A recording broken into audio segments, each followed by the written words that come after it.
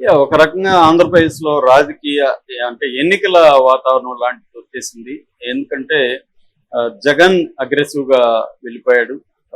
So జనంలోకి వెళ్ళడం మొదలుపెట్టాడు. అది కూడా ఏదో మామూలుగా వెళ్ళి రాకుండా పెద్ద ఎత్తున బల ప్రదర్శన చేయడం, చాలా తీవ్రంగా మాట్లాడడం, పోలీసుల వాళ్ళ పోలీస్ ఆఫీసర్ల చొక్కాలిప్పి, బట్టలిప్పి నడివీధుల్లో నిలబెడతానని చెప్పడం, వార్నింగ్‌లు ఇవ్వడం చంద్రబాబుకి కానీ, లేకపోతే ప్రభుత్వానికి కానీ ఇలాగా తర్వాత కేడర్‌ని కూడా ఉత్సాహపరిచే విధంగా మాట్లాడడం.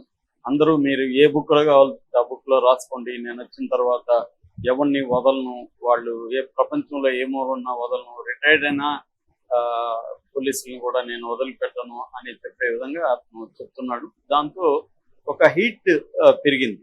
వీళ్ళు కూడా తెలుగుదేశంలో మంత్రులు కూడా జగన్‌కి యాంటీగా మాట్లాడాల్సిన పరిస్థితి ఏర్పడింది. దానివల్ల ఏంటంటే పొలిటికల్ హీట్ అనేది మొదలైంది. చంద్రబాబు ప్రభుత్వం కూడా ఇచ్చిన హామీలు నిలబెట్టుకునే పరిస్థితిలో లేదు. ఎందుకంటే దాదాపు 1,30,000 కోట్ల రూపాయలు కావాలి పర్ ఇయర్‌కి. జగన్ ఇచ్చిన హామీలు 95% నెరవేరిస్తేనే 77,000 క్రోర్స్ పెట్టాడు ఖర్చు.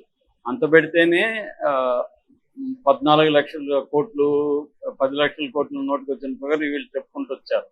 ఇప్పుడు మరి అంత ఎక్కడుంది అనేది ఎవడు కామన్ సెన్స్ తో ఎవడు ఆలోచించలే. చంద్రబాబు ఇచ్చేశాడు హామీలు, నేను గ్యారంటీ అనేది పవన్ కళ్యాణ్ అన్నాడు. దానివల్ల మామూలుగా చంద్రబాబు మీద నమ్మకం లేకపోయినా పవన్ కళ్యాణ్ హామీలు ఇవ్వడంతో కొంతవరకు నమ్మారు జనం.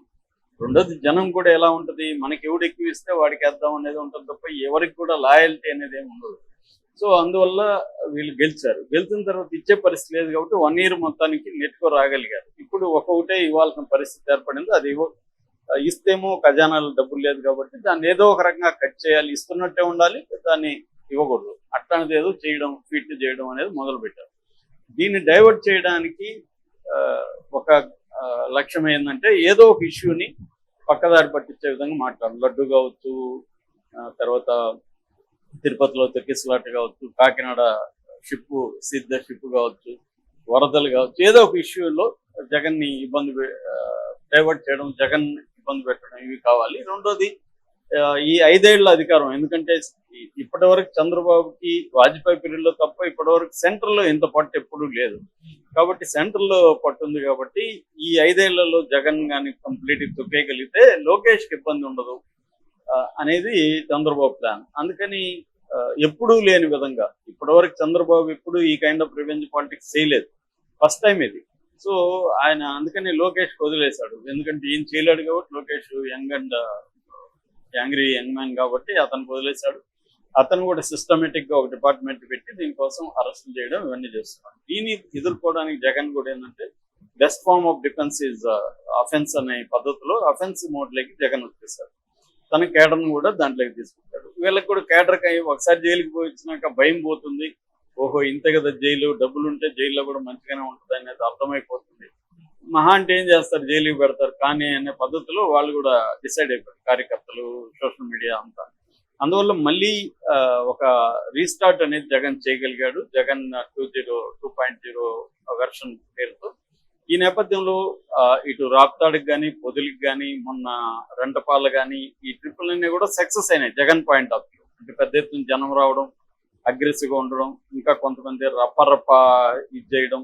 సో దీనివల్ల ఏమైందంటే 2 ప్రయోజనాలు. ఒకటి, వైసీపీలో కేడర్నంతా మళ్ళీ నిరుత్సాహంలో ఉన్న కేడర్నంతా కూడా ఒక బ్యాటిల్ మోడ్లోకి తీసుకురావడం, యునైట్ చేయడం, ఫైట్ చేయడానికి రెడీ కావడం. అది నెంబర్ 1.